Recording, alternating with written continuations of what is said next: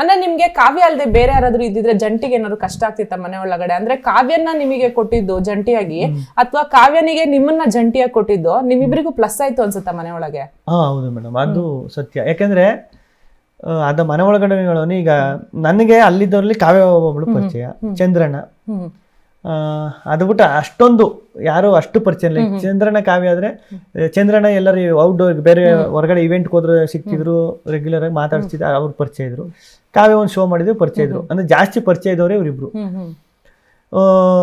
ಕಾವ್ಯನಿಗೆ serial ಅವರು ಜಾಸ್ತಿ ಇದ್ರಲ್ಲ, ಅವ್ರ ಪರಿಚಯ. ಯಾಕಂದ್ರೆ ಜಂಟಿಂಗ್ ಕಟ್ಬಿಟ್ಟಿದ್ರಲ್ಲ, ನನಗೆ ಅಷ್ಟು ಅವ್ರು ಹೆಂಗೆ ಏನು ಅಂತ ಗೊತ್ತಿಲ್ಲ. ಹೆಂಗೆ ಒಂದ್ 7 ವಾರನಾದ್ರೂ ಬೇಕಿತ್ತು ಜೆಲ್ ಆಗೋಕೆ ಅವ್ರ ಜೊತೆಲೆಲ್ಲ. ಅದೊಂದು ನನಗೆ ಪ್ಲಸ್ ಆಯ್ತು ಅನ್ಸುತ್ತೆ. ಈಗ ಅವ್ರ ಜೊತೆ ಮತ್ತೆ ನಾನು ಹೋಗ್ಬೇಕು, ನಾನು ಮಾತಾಡ್ಬೇಕು. ಅಲ್ಲಿ ಜಾಸ್ತಿ ಕಳ್ಳಪುಟ್ಟಿ, ನಮ್ಮ ಸ್ಪಂದನ, ಧನುವಣ, ಅಭಿಯಣ, ಸುಮಾರು ಜನ ಎಲ್ಲಾರು ಪರಿಚಯ ಆಗ್ಬೇಕು. ಅಷ್ಟೊಂದು ಜೆಲ್ಲಾಗಬೇಕು. ಹೋಯ್ತಿದ್ದಂಗೆ ಮನೆ ಜೊತೆ ಎಲ್ಲ ಜಾಸ್ತಿ ಜೆಲ್ಲಾಗಬೇಕು. ಈಗ ಜಾನು ನನಗೆ ಗೊತ್ತಿರಲಿಲ್ಲ, ಚಂದ್ರಣ್ಣಂಗೆ ಗೊತ್ತಿತ್ತು. ಹಂಗೆ ಒಂದೊಂದು ಹಿಂಗೆ ಆಗಿ ಪರಿಚಯ ಆಗಿದ್ದ.